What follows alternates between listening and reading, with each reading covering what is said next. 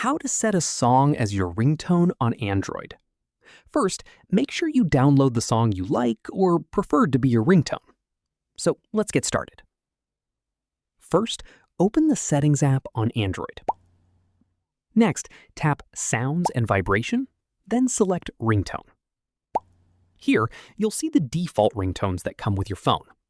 To use your own song, tap the plus or plus sign in the top right corner. Now, browse through your audio files and select the song you want to use as your ringtone. If prompted, you can choose whether to play only the highlighted section of the song or use the entire song. Select the option you prefer.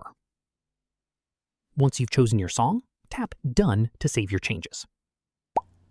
To make sure everything worked, ask someone to call your phone, and you'll hear your new custom ringtone. And that's it. You've successfully set a song as your ringtone on Android. If this tutorial helped you, don't forget to like, subscribe, and turn on notifications for more easy tech tutorials.